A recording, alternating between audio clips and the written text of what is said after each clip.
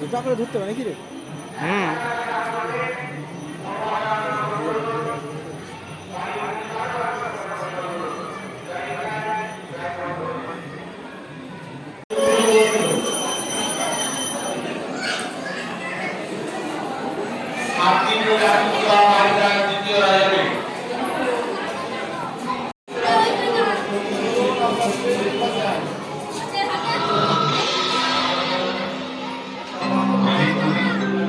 সপ্তম গর্ভ উপস্থিত যুগপৎ অশ্বের সঙ্গী লোকে একে অনন্ত নামে অভিহিত করে।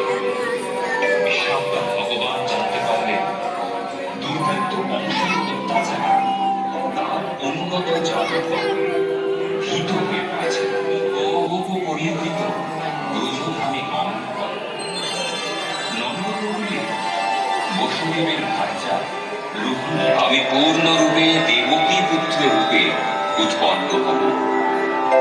হে সুধী, তুমিও নন্দপত্নী যশোদার গর্ভে উৎপন্ন হবে। মনুষ্যগণ তোমাকে সর্বকামনার ও সর্ববরের অধীশ্বরী ও প্রদাত্রী বলে জানবে। পৃথিবীতে তোমার নানা নাম কীর্তিত হবে, লোকপ্রিয় বলে তিনি রাম এবং বলাধিক্য বসত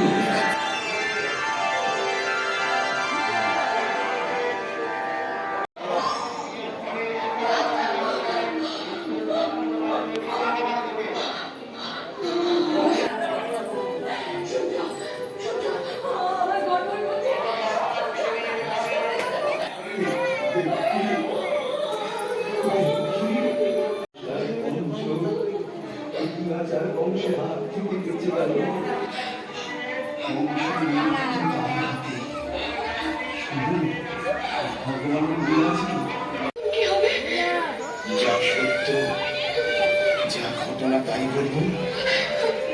তাকে যদি বিশ্বাস না করি আমাদের তো আর কিছু করার নেই।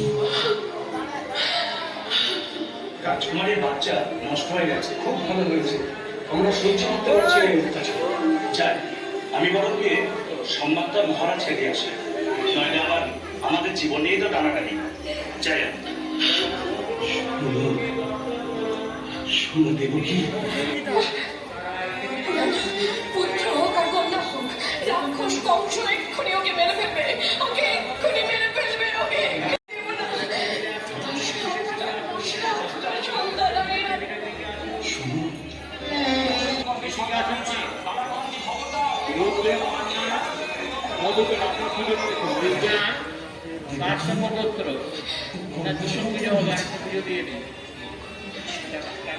টাকাটা দিয়েছেন?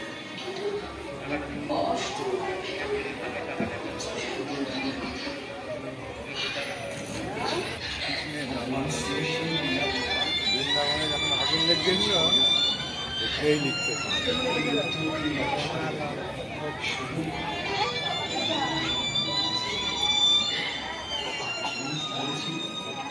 অষ্টম গর্ভ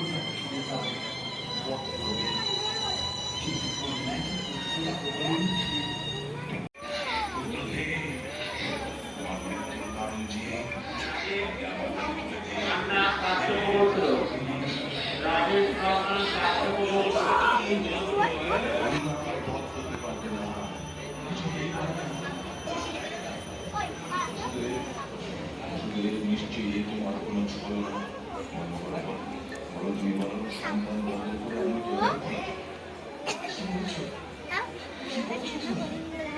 এই রুদ্ধ কারাগারে এই শিকলবদ্ধ অবস্থা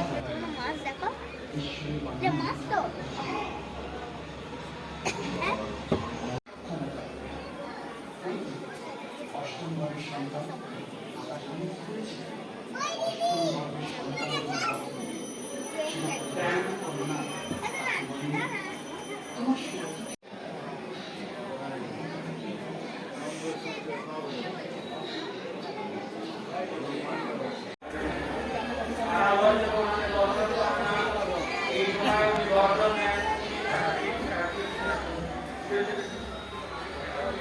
আর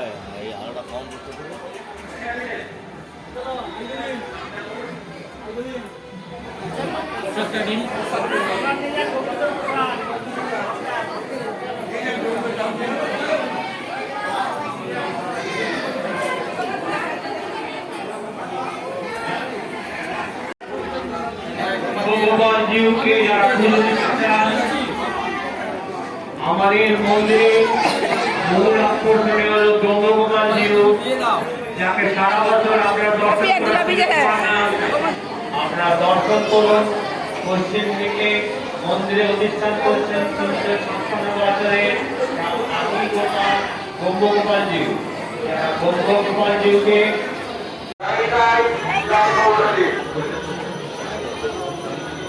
আপনারা ব্রহ্মগোপাল জিউকে দর্শন করুন, সারা বছর দর্শন